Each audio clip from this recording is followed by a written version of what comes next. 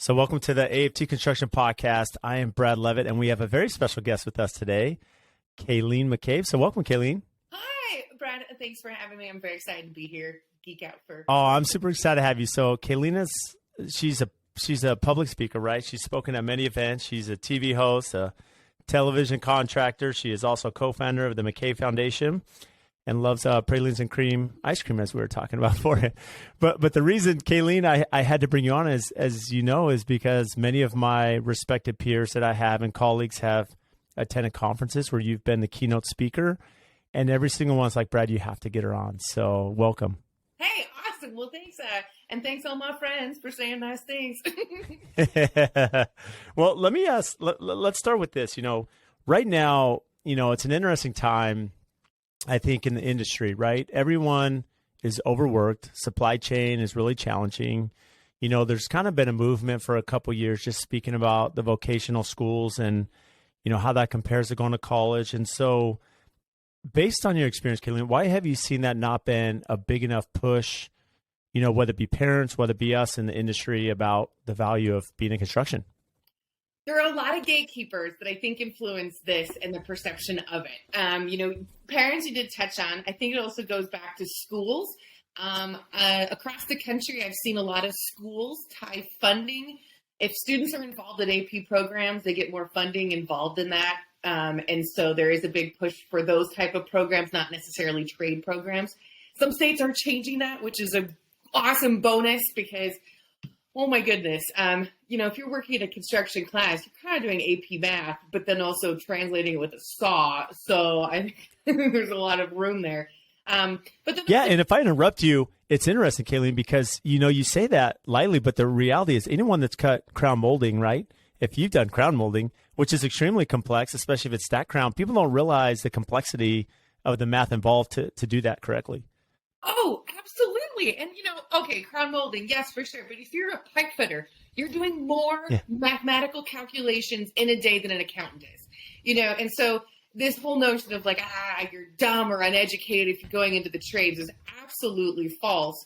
And so, it's education of the gatekeepers. Also, counselors, we have a lot of counselors in schools who are wonderful people, but who went to school for counseling. They aren't necessarily out in the workforce seeing all of the amazing career opportunities out there with huge growth potential, like little to no debt. And so, it's multifaceted. When I started really focusing on workforce development and sharing, I just love construction. It's the best time ever. Like, I'm legit sitting here making a metal puzzle. I can't stop tinkering with my hand. I knew that it was going to be a long time because there were so many different gatekeepers, and really in the industry, we need to step up and do a better job collaborating and promoting what we do. College is a business.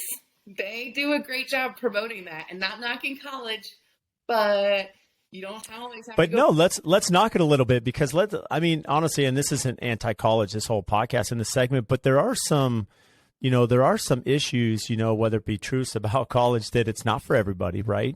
You're going into school with, a lot of our parents and the generation before, is push, you got to go to school to get a job, right? It's kind of, that's the entry point is you have to go to school. And so as tuitions increase, cost of living's increase, you're racking up a ton of debt, which I know has been a major item that comes up in political debates, right? And our politicians, because the reality is there's so much debt accrued and, this forced to go to college. Well, college isn't for everyone. Not everyone, it's not even book smart, but not everyone tests the same. Everyone doesn't have the same, aptitude in the classroom. And it's not that they're better than anybody or more intelligent than anybody. It's a different method of apply information and how that's digested and how that's interpreted. It's absolutely true. And now we have the statistics to back it up. You talk about the debt. First of all, I don't want to pay for anybody else's debt because I made the choice. I could have gone to college. I was accepted. I started taking the SATs when I was in 6th grade. I was a nerd, like hardcore nerd. I still am. Now I just and I could have gone. I went to college for a semester. That's it. I don't even think I made any credits. I ditched so much. It wasn't for me. But, the debt now, if your student is just going to school and they're just getting a bachelor's and whatever, on average, those debts are not being paid off until someone's in their 40s. That's criminal. Yeah. That's like telling an Yep. 18-year-old, like, hey, go sign on this house you're never going to go step inside of. I mean, what? And now we also know NCCER has done a great job with some studies, and for every 10 jobs, 7 of them do not require college. They do require further education, which we need to do a better job explaining that if you're an apprentice, that is like a bachelor's in construction. Ta-da! Like, we need to start making those parallel lines so people understand it. There's so much education that continues to happen after you graduate high school. It might be in a university. It might be college. It might be on a job site. There's so many different ways, and thinking that there's only one way to continue to be smart after high school is just ridiculous. And so, you're right. Like, for me, the debt is so disturbing. That is, it's angering too, because then students are set up with this notion that they're going to invest this time and some money, but at the end, they're going to be guaranteed a great job. That's a lie. The job industry is hurting for workers in our industry, in the trades. And meanwhile, everyone's like, oh, that's dirty or gross. Like, no, not every job requires swinging a hammer and wearing a tool belt. We need project managers. We need truck drivers. I mean, the list goes on and on and on. And so we need to do a better job kind of just clicking those different switches and checking the boxes. But yeah, college is great. They'll take your money at any time. I wanted to be Indiana Jones for real. And maybe someday I'll go back and like get an archaeology degree or something. I don't know. But yeah, well, just know for what. Yeah. Yeah. And it's interesting. I mean, going back, and there was a podcast I listened to a while back, and he had, the speaker had spoken about just college debt. And he said, one of the issues that's come up is, imagine in years past, people used to work over the summer to save money for school, right? That was what you did. You worked all summer, save enough money, you paid tuition. What ended up happening is, the government says, well, we're going to subsidize this, right? We're going to subsidize loan. So imagine now if I had to go to college and there was no government help, so I had to go get a private loan from Chase Bank, right? Or Bank of America. They're going to say, well, what's your major, right? How long are you going to school? What's your degree going to be? It's going to be a lot more vetted, that money they're going to be giving me, so that I'm be more direct and assertive in my career path. And what I'm getting at is, there is some benefit to college depending on what you're going to do, but it's not for everybody. And when you subsidize it for everybody, and now you have this blanket canvas, as you mentioned, not every career path has to have a college degree. So now it puts this burden on a lot of people, including the individual, that may not understand the amount of debt that they're accruing. Whereas you look at vocational school, as you mentioned, and this is where it's a really important topic. And I love this topic because the vocational school, right? Anyone that doesn't think construction is complicated, go to downtown Los Angeles or Boston and work on a high rise. Go work in a hotel, a 5-star hotel in Hawaii that they're building, and tell me it's not a complex industry building on the ocean with different climates, and trying to make sure that this project, that's sequencing vertically, how complicated that is. It's such a beautiful language too. We're like an orchestra, but only instead of, instruments, we have power tools and people operating it. And, one quick thing is, college, it's important. We need architects and engineers. That does take a college degree. However, the best architects are the ones who, during the summer, then went on a job site and learned how gravity works in real life. Right. Or have worked for a contractor to realize, how important good drawings are. Oh my gosh. Yes. And so having that on site, it just is not always in the classroom. There's a lot of education that happens outside of it. And again, fixing the notion, you have to just keep learning and evolving. And what I love about the trades is that if you go to a vocational school, more often than not, Brad, there's so much money in scholarships just sitting around, like nobody's accepting them. A lot of these schools are free or no cost. It's a tremendous opportunity to do this. But at the end, let's say you go to become an electrician and you do it for a few years, you become a foreman or get your license and you hate it. Well, the best part is you probably worked on job sites, you've worked with other trades. You can go be a welder. You can go do all these other things, because a lot of the skills translate to other areas. So there's constant job opportunities and job growth where we don't necessarily see that in other sectors as much. I love that you shared that. And the reality is there is a lot of opportunity. And I think, there's this, whether it's this mantra or whether it's opinion, right? Oh, you're going in construction, like that's a lesser. And you spoke about this earlier in the conversation, is that, as you think about this, some of the most successful people I know, are people that have worked through the trades. They've started their own trim carpentry business. They've started their own cabinetry business, maybe their own welding company, steel company. very successful. There's a lot of opportunity. And as you mentioned, the gatekeepers going back to school where funding is based on AP classes, not so much on the trade schools. So a lot of schools have taken that out, whether it be shop class and, cabinet class or whatever it may be that used to be there, years ago. And so, as people understand that, hey, going into the trades, it's not just something to be frowned upon. I mean, there's actually a lot of opportunity. As Elon Musk has said over and over, we need, less people pumping steroids into dollars. We need more people building stuff. We need more engineers. We need more architects. We need more contractors, right? Because that's the future, right? You have to build things. I mean, that's the only way we're going to survive. It is the only way. And what blows my mind is, so they took out all the shop classes, and a lot of that space in the schools was taken up with like computer labs. And so now that schools are wanting and like needing to put these trade programs back into schools, there's not the space on campus to do it. And so what I'm seeing is a lot of like trade programs where the student is in their homeschool half the day, and then the other half the day they go to, this trade school. And we need to really embrace and rethink what high school education looks like. I grew up where I was at my homeschool the whole time, and I didn't want to leave to go to Warren Tech because that's what the nerds did. And I'm like, why? I was a nerd. But that notion and that stigma around it. I spoke a few weeks ago at a conference in Arizona, and I tell my story, and I'm just so excited about this industry and how I see the opportunities for young folks, especially in high school, if they can take some of these classes and realize like, oh, I like welding, or, oh, plumbing is not for me, whatever. I got done speaking, and this gentleman came up to me, very big, burly guy, and owned a company. And he's like, I just want to let you know that for the first time, I felt proud of my son for becoming an apprentice. I went to Stanford. My wife went to Harvard. My daughter's a doctor. It's so blah, blah, blah. And my son is an apprentice electrician. And first of all, I felt so bad for his son. I was like, oh, sorry about it. Yeah. That mindset, his son's going to be insanely successful. Are you kidding me? In this market, like, forget about it. That kid's going to build your house and take care of your retirement when everybody else is still paying off like a lot of fancy college debt. And so not to have pride in your son, it was just shocking. Like, wow, we could do such a better job. And part of it is, you mentioned I worked on television shows, and I'm so sorry to all the contractors. I'm so sorry for what the television industry is doing for us or to us. We're not. Yeah, talk about that because, and I'm glad you're taking in this pivot because the thing is, Kayleen, I mean, here's something I deal with, and maybe you could speak to this because the benefit of having you on is you've worked in TV, so you've seen the production side, construction.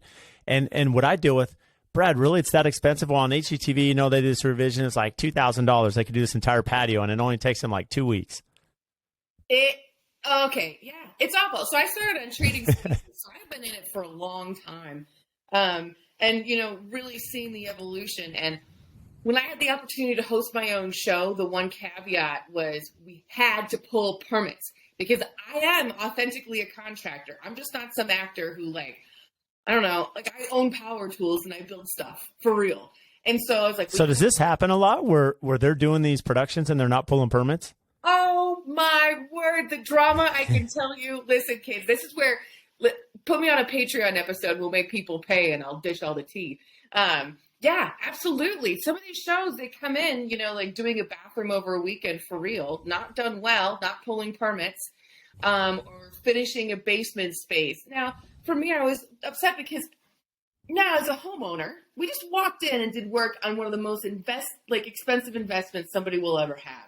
And now that homeowner can't clean that space when they go to sell because it wasn't permitted. Like, what are we doing? And I don't know. So for me, we always pulled permits. We actually did it by the book. When we had inspections, we shut down production for the day, which frustrated me because now, again, we aren't showing the public the reality of construction. There is a flow. There is a language. There's really, I've argued with people they want to put their cabinets down and then their flooring. I'm like, you don't understand. You're going to be 3/4 of an inch off, and it's going to feel weird, because we don't show this information on the shows. And the reason is, it's kind of twofold. There's a lot of actors who are hosts. Bravo, hi friends. They're very good at walking and talking with the saw and explaining stuff. Kind of, but then also the bigger problem is there are very, very talented people who make TV shows. The editors who make stuff is just such a gift. I don't know how to edit. I respect it so much. The fact that you take footage and then you overlay it with graphics and music, and like, I want to poke my eyeballs out. Like, it just is not my jam. So talented, but they didn't go to school for construction. And so the example I give is one time I had an editor. I'm in a basement finishing a huge project, or starting a huge project. Sorry. It was a 3,200 square foot unfinished basement. I'm literally just surrounded by studs everywhere. That's like, and I had an editor, days later, he's like, "Oh, Kayleen, will you please stop talking about framing? It's so boring." And I'm like, "What? Brad, I could talk the next hour about framing and all the nuances. And we're in Colorado where we float our walls. Like, it's just cool stuff. Like in California, the foundations are attached. It goes on and on. I think it's fascinating." That was the first click that while I was on set every day, I'm really doing the work. I'm really working with the crew. The way it's being edited, I have no control over. And so the final product, and I would argue with the network, and I'm like, I want to educate. I want to be Mr. Rogers with power tools. Like, I still want to do that. I think I'd be amazing. But the network is like, you're an entertainer. This is entertainment. I'm like, no, we're educating the public. This is actually becoming a problem. So my show was called Rescue Renovation, and I would go in and I would rescue renovations. Basically, the premise was, let me fix all the stuff that homeowners do from watching these TV shows. Then they think like, oh, over the weekend, I'll remodel my kitchen. And then fast forward 12 years and it's still not done. Like, that was my MO.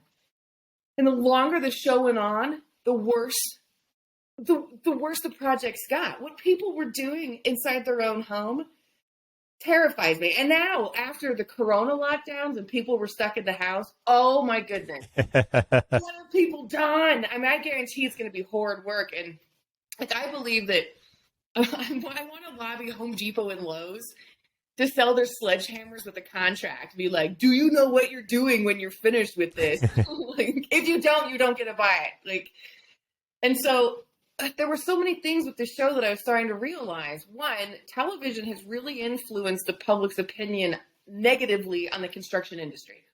I love Mike Holmes. He's a nice guy, but there was a while where it's like every contractor is going to rip you off and you have to have somebody come in and rescue it. My show is all about rescuing too. And so there was that notion that if you're in the industry, you are undereducated, you couldn't go to college, you're dumb, you're probably some sort of addict, all these lists of things. But then I watched one of my episodes and the raw footage, and we had done this project that was bonkers. It was bonkers. We had to put in helical piers into the basement all the way up to create a continuous load path so that I could do this master suite in this house. The house should have been torn down. Like, it was a nightmare project. We put like $300,000 into that project. It took 2 months. We had, engineers. It was off the charts. I watched the rough footage, and they're like, total remodel costs $35,000. Where'd you get that from? It's like, our interns come up with the numbers. And so now, we're not showing the public how much education it takes to work in the industry. We're giving them false timelines and premises.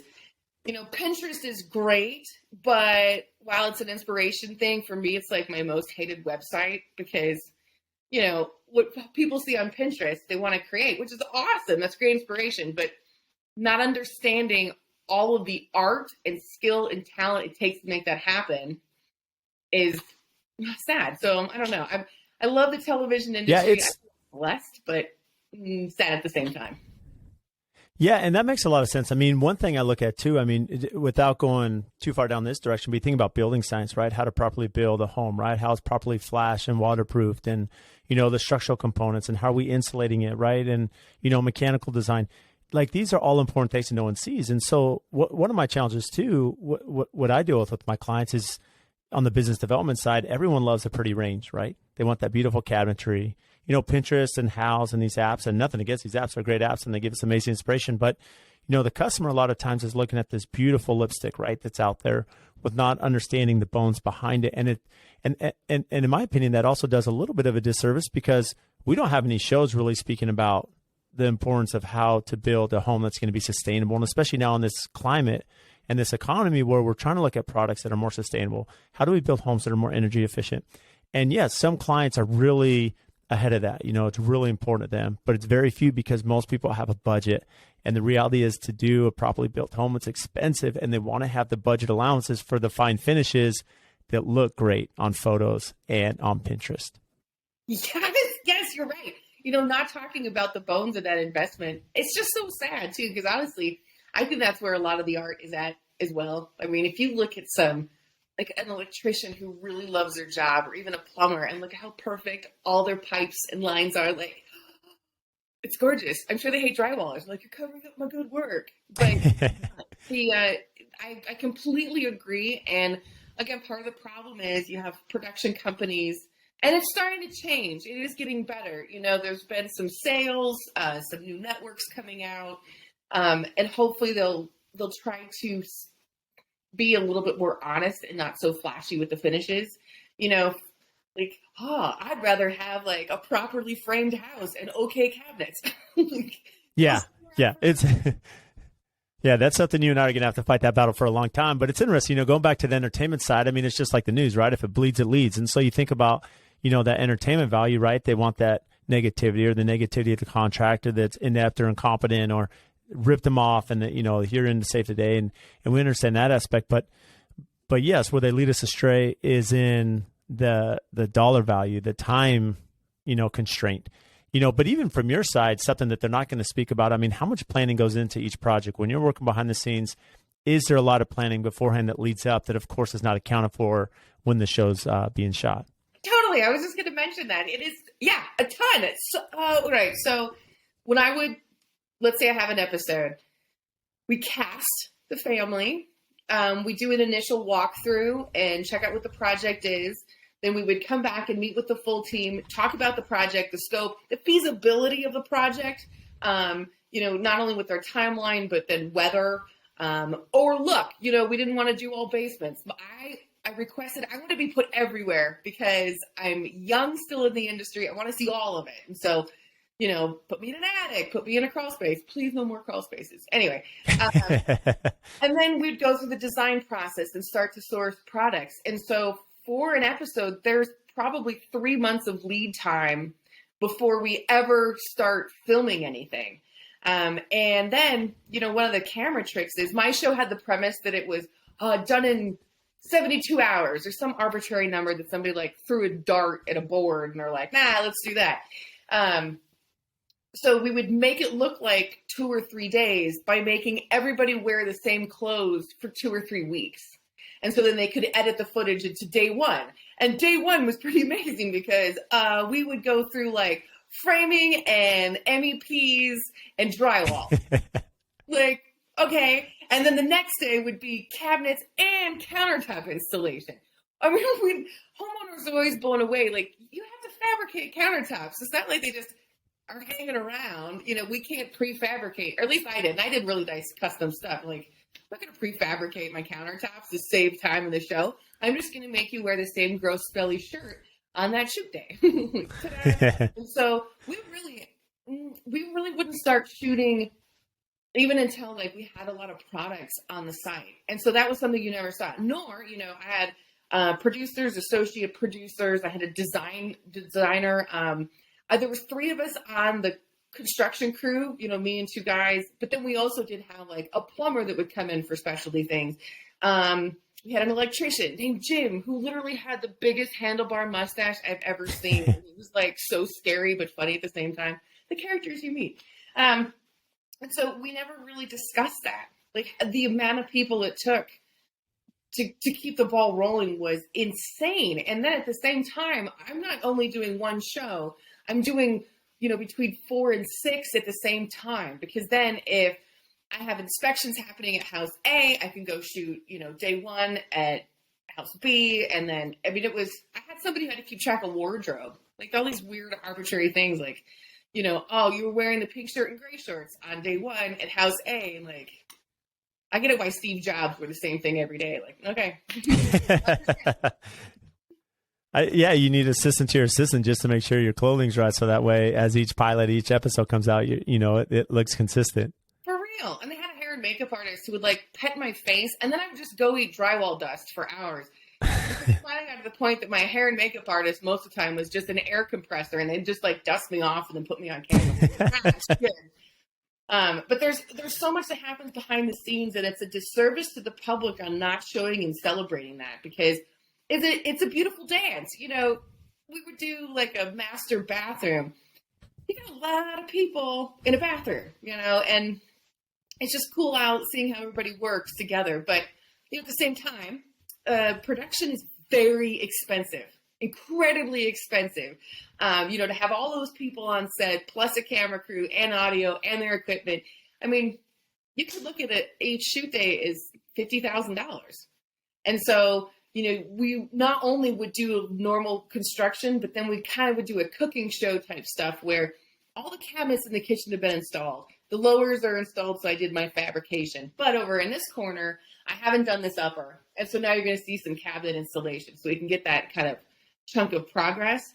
But, oh gosh, the logistics behind it, construction and production should not go together. Let's just say that. Like, they should not be friends at all, to be honest.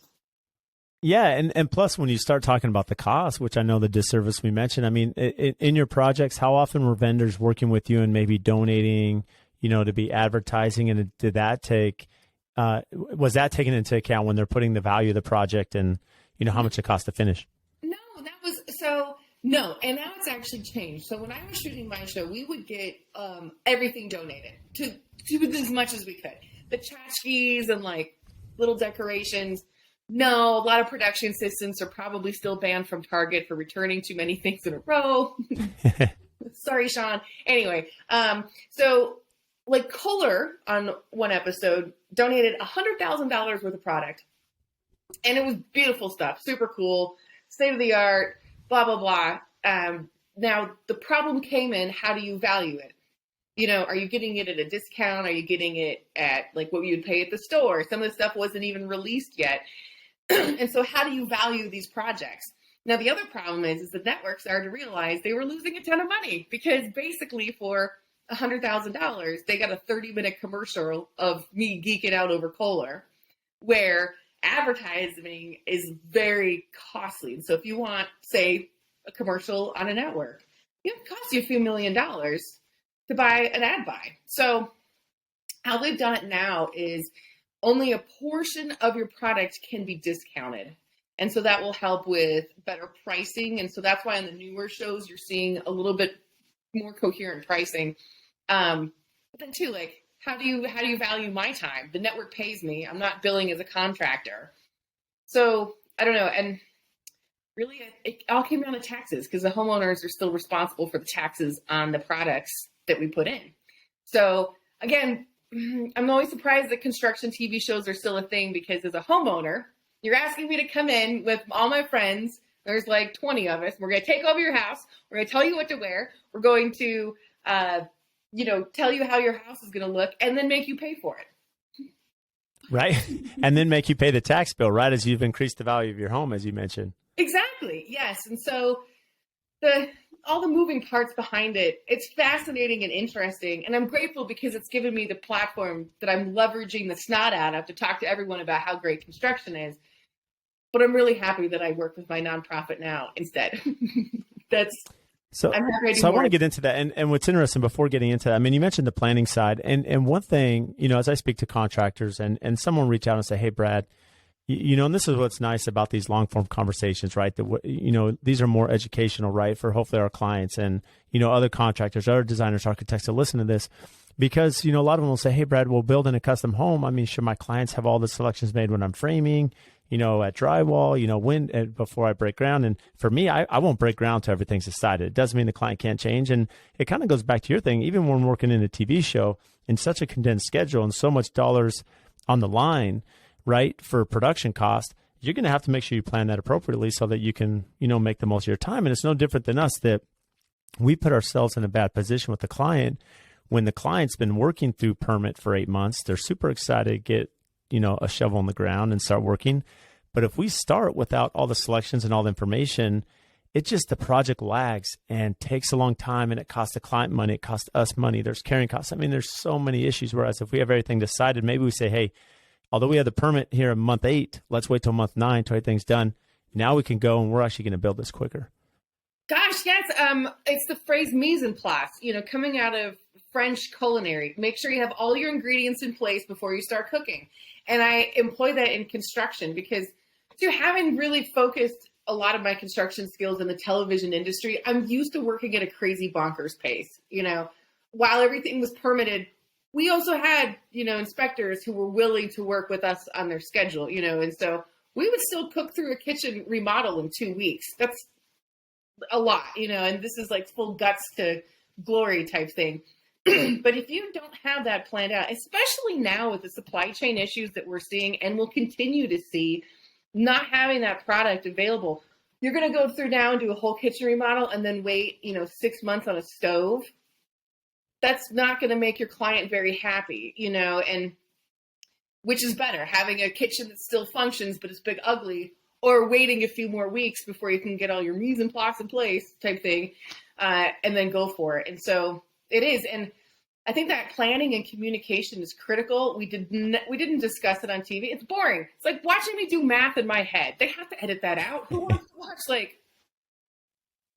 nobody wants to watch that. And so the communication and also helps with the overall reputation, because now clients understand the cost. It's a little bit more upfront with that, but then also the timeline. And I think that's the biggest frustrator is when homeowners are having people do work in their house and the timeline keeps getting extended and people want to go back to their life and not have you in their house. What the reality is, or in their space. So, yeah. So it's interesting with that client experience. I mean, all of us, I'm sure, have I don't want to say horror stories, but our challenges we've had, all of us with clients and stuff. I mean, so with this show, did you ever have any challenging clients? I mean, how's that interaction with the end client? Whiskey does wonders, by the way. I really need to give some of my homeowners whiskey to be like, lighten up, you're on TV. If you ever see a homeowner with a sledgehammer or they're like using their foot to kick out drywall during demo, I'm just doing those things to wear them out so they get out of my way, let them get tired and then shoo. For the most part, it was fairly good. People were excited because I really was coming into some pickles. There was one family I worked on where the wife got pregnant and she went away early in her pregnancy, and as a surprise, the husband was going to give her a brand new kitchen while she was at this girls' weekend, whatever. Fast forward 12 years and 2 kids later, these daughters had never seen a floor other than OSB in the kitchen. And so I was half marriage counselor, half contractor, and I just think overall people were really happy I was coming in and getting it done and finishing it to the point, it's just not, I wasn't just installing cabinets. I painted and decorated. Everything was all the holes are puttied. It's done. And I think a lot of people were just grateful to have it done. Which is huge. So how did that play a role? I mean, when you look at your career and even what you're doing now, how that catapulted you, I mean, how did TV play an impact though, just on, your passion behind construction and what you're doing now? Oh, it completely fueled it. Being on the TV show for a few reasons. One, I love building furniture. I'm a tinkerer at heart. And so for every episode, we did over 100, I would make a gift for the homeowners, kind of like I'm so sorry we were here. Here's a cutting board or a walnut bed or a cabinet, And so I love being able to create and explore and play. There's a hardware store here in Colorado called McGuckins. And I used to just go to the hardware store to go look at fasteners and then be inspired to build something. What a gift, And then I had a budget, a TV budget. And so, I would buy product just to play. Be like, oh, why not? And, also it was a huge gift. And thank you to all my friends, Milwaukee, Festool. I got a lot of tools. Being on a TV show, there's some products that I've seen and I'm like, oh, I want that. That's amazing. And poof, I had it. Now I get to play with it. And so that to me was amazing, getting to use some of these tools that at the time they came out, they were new. The track saw that Festool has was not around. And so I was very lucky to be in my 20s playing with Festool like I'm some old retired guy. It's great. I have all this extra time. And then being able to look at new products and designs I never wanted to get pigeonholed like some other hosts was like, it's all shiplap and subway tile. Like, cool, you have a theme and a design, but I wanted to try new stuff. Like, we're in my kitchen now. I have stone on the backsplash, but above me I have brick, which is awesome. Like, I've always wanted to do that, and so I did. Like, getting to play constantly, and that to me is what construction is anyway. We're artists. I don't use a paintbrush or a canvas. I use saws and 2x4s, and I make pretty stuff that people live in. And so getting to constantly play, television really gave me that gift where I wouldn't have been able to do that otherwise. So what is the foundation work that you're doing now, the McCabe Foundation? So in 2009, my dad and I started a nonprofit to support veterans and students who want to pursue a career in the trades. And so, we do scholarships or small things. Sometimes it's something as simple as you need good boots. You need good footwear to work in this industry, especially here in Colorado. Like, it's going to snow tomorrow. Gross. And it's not cheap. No, my boots are $350 a piece. My tool bags, I have Occidental bags. Those are $400. I mean, why would you buy a Coach purse? Why you just buy Occidental bags? You're totally fine. Getting people set up with the right tools, and then also support, whether it's through organizations that they should join, people in the industry they should meet. And so, and not only the scholarships, but then I do a lot of public speaking. And so through all sorts of organizations, I'm labor neutral, which is great. If you're breathing, come join us is my motto. So I speak both with AGC and ABC. There's a nice, everybody has a problem with workforce development now. But then what I really love is I talk to students. Before everything shut down, I did 310-ish trips in 2019. Wow. And so I was talking to a lot of kids in person. Teenagers are scary. Sometimes I wear fake tattoos just to make myself feel tough. And that was awesome, just sharing the story and reminding them, look, there's multiple pathways to success. Just have to choose which path. And so now I still speak to students a lot on Zoom, but I also am now teaching elementary school students how to build. And Brad, I love it. I love it so much. 2nd through 4th graders, and teaching them how to use a hammer. There are 4 parts to a hammer. We never talk about them, how to hold it and why. And then, my big thing, basically what I do, it's like putting zucchinis in brownies. I build a little toolbox with these kids, and the whole time I'm like, we're doing math. No. And then making them, putting together that if you sing, that's math. Those are notes on a page. It's an 1/8 note, it's a 1/2 note. Same with cooking. You're doing a math equation as you add flour and sugar together. If you do it right, it's going to come out delicious. And same with construction. It's a beautiful language that we get to speak all the time. And had I known in 2nd grade that fractions would be my favorite language, I don't know what I would have done. It makes me so happy. Yeah, I love that. And what's interesting, I love the comment you made about labor neutral. And really, as I think about that, this past summer, so back in May, I had Stephanie Sharp, and she, I don't have my shirt on today, but she did the house that she built, right? So this is a home in the Parade of Homes in Utah.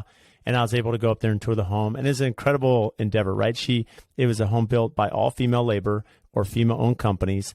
And, so women all over the country flew in and they helped her build this house. And, so what's amazing is I've seen this move in the industry, and especially through social media, right? And, women in the trades. And so, especially for you being a woman in the trade, how have you made an impact just on so many young women that look up to you and, say, hey, I can be successful in this career field?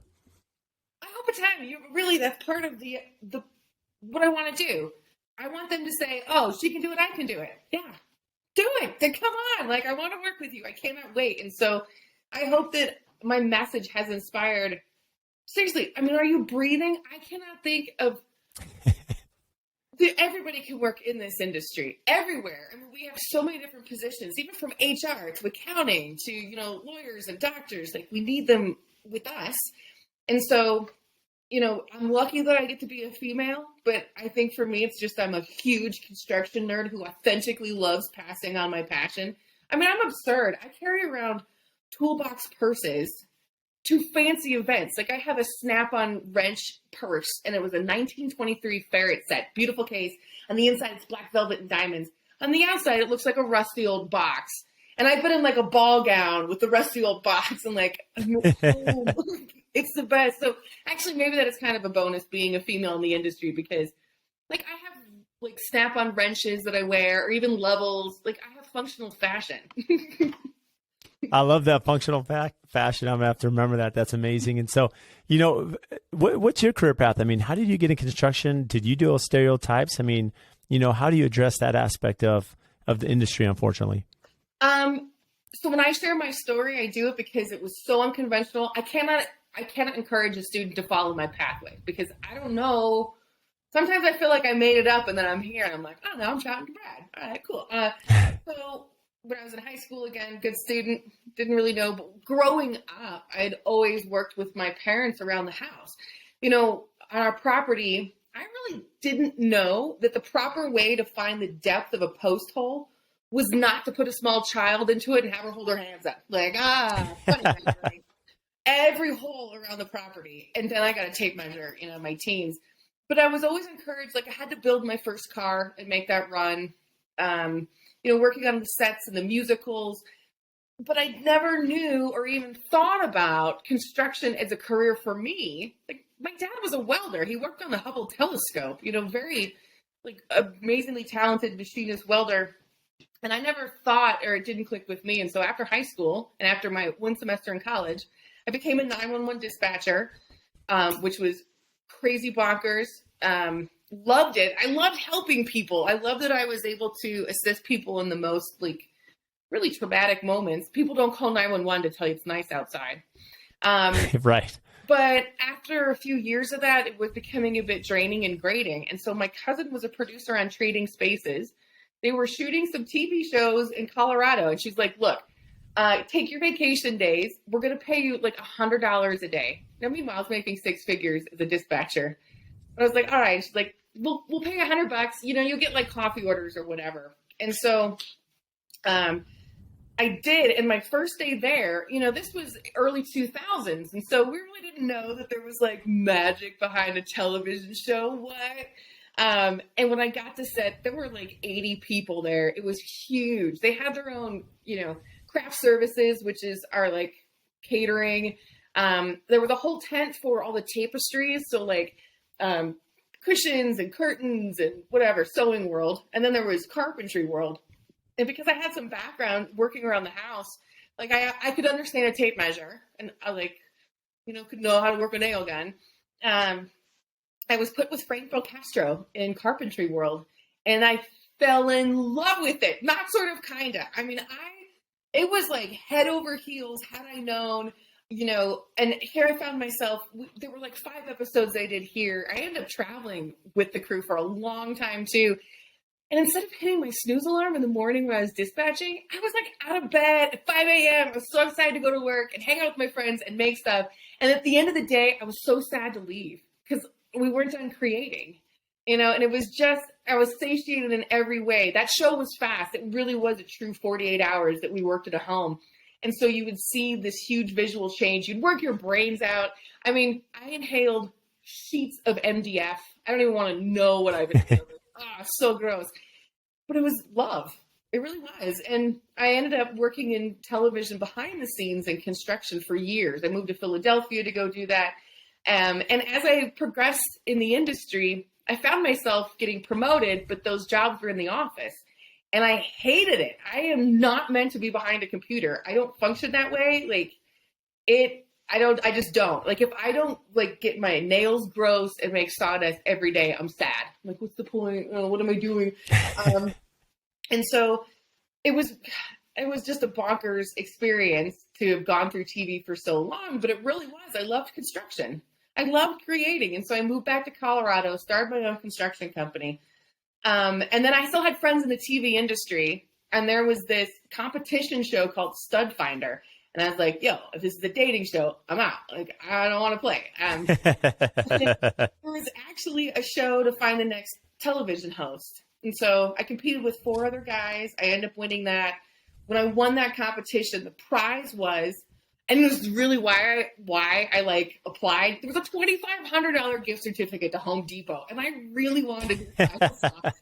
So after I did it, but then in addition to the gift certificate, you got to do 5 episodes of television, whatever.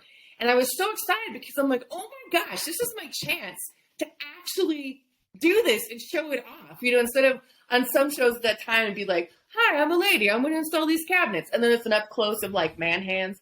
And I'm like, no, I'm really going to get to do it and show this off. And so 5 turned into 5 seasons. And it was a bonkers journey. I mean, there's no, television is insane. I don't encourage anybody to seek out to be on TV. I fell into it backwards twice. I don't know if I would have ever sought it out if I hadn't fallen into it, because it's insane. You're working 18, 20-hour days, 7 days a week for months on end. You know, the first 3 years we shot, the days off were like Thanksgiving Day, you know, Christmas Day, and then New Year's and New Year's Eve, because we're still adults. Yeah. But it was awesome. And I don't know, I miss it some days. You know, we got to work, the first thing on everybody's mind is like, what's for lunch? Yeah. Well, it's interesting you share that, because, I mean, you know, behind the scenes, and this is so common with social media, it's so common just in reality of life, that, you know, people may look at you, Kayleen, and say, look, you know, she had this rise to success. But what they don't see, the journey, right? They don't see, you know, the time put in, the time vested, right? Especially when you think about the TV show where you're speaking, hey, you know, yeah, it was a great experience. I value it. You know, there's a lot of learning I gained from it, but the hard work, I mean, 4 days off a year, which most people wouldn't be able to commit to that. And they don't see that, you know, they just see the success you have now. No. And I wish that more people would, or understand, you know, you don't get anywhere in life, in my opinion, without working really hard. And I think the harder your work, you are rewarded. You know, now I'm at the point where, I get to choose the projects that I work on. I don't work 18-hour days anymore, but I spent 15 years doing that. You know, it was not just overnight I woke up and I'm like, now I'm going to have a nonprofit and get to chat with cool people. Like, no, nonsense. You know, the days where, and working in construction too, it's physical. It's not like I'm just sitting around on camera talking. You know, I have been framing for 10 hours and then the camera's on me and they're like, now talk coherently and tell us how much you love to tile. And now tile. So there's a lot that goes into it. And I've met students now who want to be influencers or, you know, famous, and neat, but that is not forever. You know, nothing is permanent, especially in the entertainment industry. I used to joke that I'm like, someday DIY is going to be over having brunettes and they're just going to get rid of us all and go with like cute blonde ladies. There are not that many brunettes on the network right now. Like, I'm just saying. And so, you know, for as weird as that sounds, you can't take anything in the industry for granted. So you have to have a backup plan. Like, what is your actual skill? If nothing else, learn to wait tables. But then also go learn some plumbing and how to weld. Like, you'll feed yourself for life. I'm just amazed at how much information you downloaded and applied and understood, you know, especially in this time that you moved back east, you know, and then coming back to Colorado. So when you started your own company, you know, what was that like before, you know, the TV show, before Stud Finder? You know, did you start a general contracting company, a subcontracting company? And, you know, how was the complexity of starting your own company, now build your own name, reputation, job leads, business development, you know, all the fun stuff that goes with starting a company? That was stressful. That was definitely, you know, one of my jobs was running a TV show. So I was aware of logistics and kind of management styles. And I had actually had another company in my teens doing probation work. My biography is going to be weird. I was also going to play Optimus Prime at putt-putt golf. So, you know, it's all over the place. But that was stressful. But how I went about it was I came back and I wasn't really sure if I wanted to do construction full time. You know, having been in the industry where it was so many hours, like, is that really it? So I waited tables and then also started to tell people, like, look, I'm going to do this. I have my license. If you have work you want done around your house, let me know. And so it was a perfect organic way to kind of get my foot in the door and start to build an organic based reputation. You know, was never my desire to go into having like a crew of 50 people again and managing that. I wanted smaller scale stuff. And really, it was always kind of finding the balance on the size of the project, but also I love building furniture. I really enjoy it. And so by doing it that way, it gave me the flexibility to make dining room tables and chairs and, cool cabinets for friends. And then, really that's kind of how it started. Very organic and slow, which is something else. I'm very conscious of building a good foundation, not only in construction, but business wise. You don't want to overextend yourself and say like, oh yeah, I can frame this $10 million property by myself in a week. I got it. Like, no, you're going to burn your bridge. Word of mouth is so powerful. And so that's why also when I had the show, I kept like, we have to pull permits. We aren't going to do crummy work just because we're on a faster timeline now. Yeah, exactly. So now looking, especially with that experience and the TV show, where does it stand today? Are you still involved with your company? Are you still building that? Or are you involved heavily in the foundation and now public speaking and an advocate for the trades? Half and half, because again, I get bored. I just can't sit around the house. Like, I'll lose my mind. And so I still do construction work. I work with an awesome crew up in the mountains of Colorado, and we work on bonkers projects that it's one of those things I don't want to get rusty either. And I feel like you rust. And so for me, I love wearing bags. I like it's a weird, like when I put on my banded earplugs and my safety glasses, like it's a comfort zone. I just feel very safe and knowledgeable wearing my construction stuff. And so, I still do projects. I still build a lot. And now I think I probably build more because, I was on the road traveling so aggressively that now I get to touch my dishes. Like I get to go to the garage and build. And so, I'll never stop. Like why? I'd get bored. So, and I like making money. So why not? Yeah, who doesn't, right? Exactly. No. Yeah, and for someone like you that enjoys being busy and have, opportunities that challenge you, that push you, that allow the education. And then, of course, the reach, I'm sure, as you sit down each night, being able to make an impact, especially on the younger generation to help them because, so many have struggled, especially in this time. I've seen that what I do love, for example, here in Arizona where I'm at, there's East Valley Institute of Technology, and it's essentially a trade school, so a vocational school. So these students that are junior and seniors in high school, they can go to EVIT, and they can actually, if they want to go into cosmetology, right? They want to learn hair extensions and makeup and, how to dye and bleach hair, right? They can do that. And they take their junior, senior year, then they come out of high school already working. They don't have to go to beauty school. They have an architecture program, right? They have a contractor program. And so they have a culinary school. And what I love about, so one of my employees, his daughter now runs a sports club. She's like the manager of her own. My daughter's in the EVIT, my oldest daughter, and she's doing, the cosmetology because she's really into hair extensions and bleaching hair. And then my second oldest daughter just applied. So next year when she's a junior, she's going into the architecture and construction program. That's what she wants to do. And so not that I've pushed her, I think it's pretty cool because I didn't know she had an interest in doing construction like me and being in architecture. But I, this is something that, everybody, we need to continue to push these. And as these schools have these programs, there's so much opportunities for these kids just outside of the normal 4-year degree.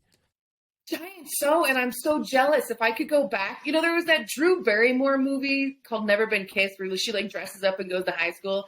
And sometimes I like want to dress up and go back to high school and call it like never been taught the trades. Because I'm jealous. These classes, these students get to take, and not only that, but the technology is off the charts. I want a 3D printer. I want CNC machines. What? Right. And so we have to continue as the industry to support it. And a few different ways to do that. One, wherever your business is located at, check out your local schools. See if they have a program already. And then see if you can assist the teacher.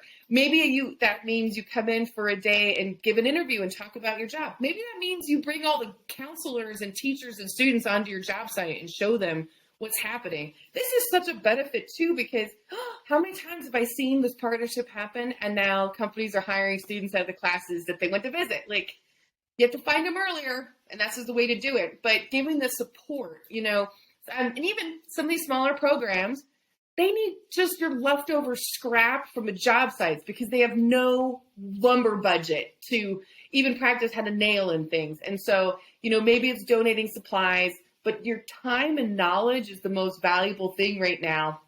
And, I'm really shocked when I see a company bring school counselors out of the job sites, the ripple effect from that is so powerful, because then they actually see, I mean, I've been in some of these construction buildings that, first of all, are the coolest things ever. There's like slides on the inside and just beautiful things. And, once people, adults, the gatekeepers, start to see what the offices look like for the companies that we work for, it's that aha moment, like, oh, there's a job site trailer and it isn't always the nicest, but sometimes the corporate buildings are the bee's knees.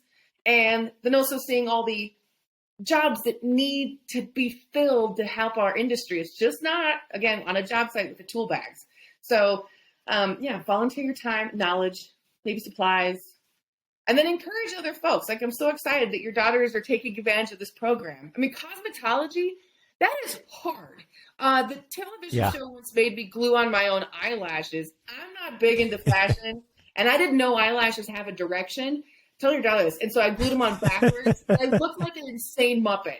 Like, I had no idea, and so it's a gift. Anything. If you work with your hands, it's a skill we need. Well, I love that you shared that, because it's funny. I mean, just the cosmetology side. I mean, my oldest daughter comes home and tells me about just the science behind, the hair color to dyeing it and the chemicals used. And it's very technical, right? There's a lot to the process than just, hey, you come in and, you dye your hair. There's a lot more to it, especially depending on the genetics and hairstyle and hair complexity, right, of each individual. But what I love is, one thing I love most about the podcast, and I tell people about, is that these guests come on, right? Like Kayleen, you came on today, and, every guest I bring on, they say things that either inspire me or they direct me to change, right? Whether they give me some advice on, company culture or cost plus, or just the minute details of running a successful business. But as you mentioned, where you say, hey, look, here's 3 things you can do. And where that's impactful is I'm looking at this. Okay, a lot of us say we're passionate about the trades, but how do we keep that craft alive? How are we helping young people? And yes, now you've inspired me. I need to go to the high school, especially where my daughter's at, and talk to Eva and say, hey, come out. We had this amazing project not too far from the high school.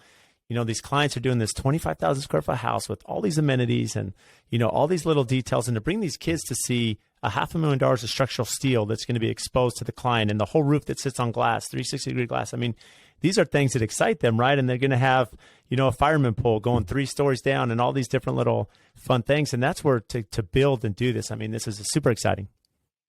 I'm jealous. I want to come out and take a tour of this property. Like, what? Yes. Because had we connected when you're in Phoenix, I would have given you a tour, because this is a house you need to see. So next time you're in Phoenix, Kayleen, let me know. I'm going to bring you by. We're going to be working on this for another 1.5 years. So yeah, I love it. I love it so much. It is sometimes just that aha moment when seeing and like, wow, that's cool. I want to do that. Whether it's designing, purchasing the product, installing it. I mean, you will inspire a bunch of kids if you bring them out to that house. I have no doubt. Yeah, well, I'm excited about that. And Kayleen, I mean, for the listeners to understand a little bit more about you, I mean, even outside of, the TV production in the past and your company now and public speaking, everything you're doing and your foundation, what do you do for fun? I mean, you have to have some time for leisure.